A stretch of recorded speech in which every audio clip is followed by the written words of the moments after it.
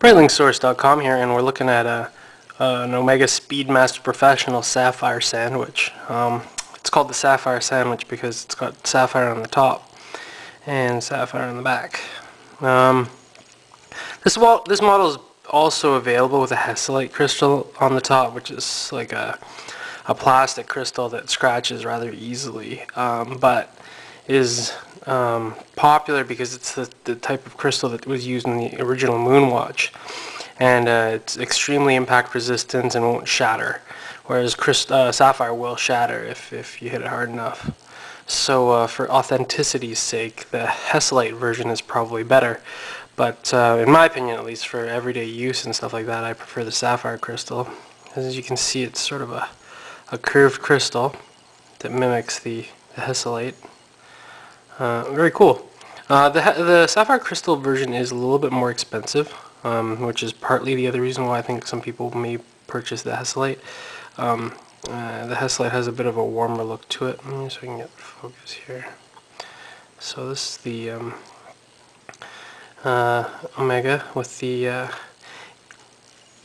Omega caliber 1863 visible here through the case back. Manual wind, of course. You wouldn't want an automatic watch on the moon or in space. Now let's watch the hands go on this one.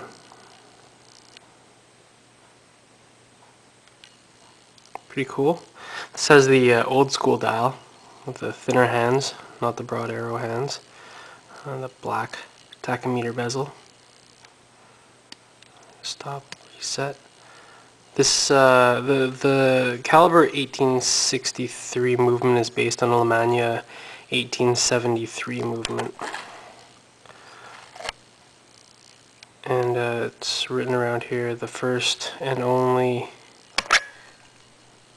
watch worn on the moon, Omega, and 20mm lugs.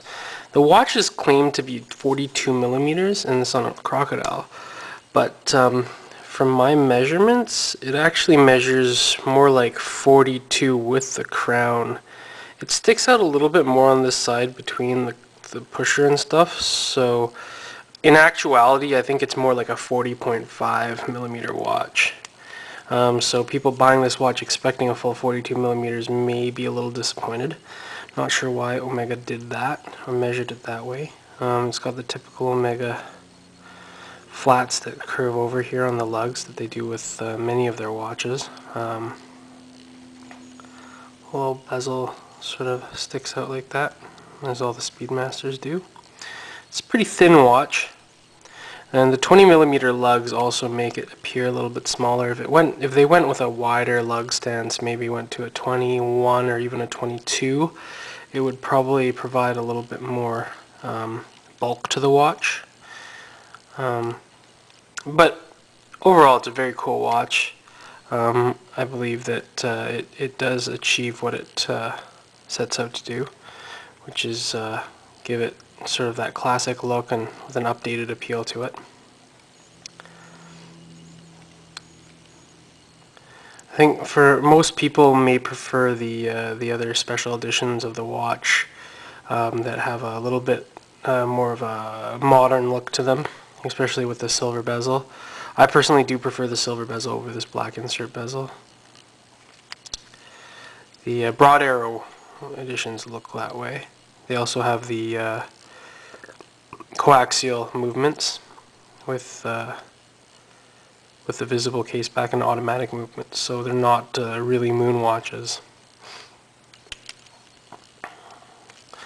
Just show this one more time on the crocodile here. And the deployment's actually pretty cool. It's got two push buttons here, which I should show you, and it comes open like that. The two push buttons compress those two things there. It's a nice watch.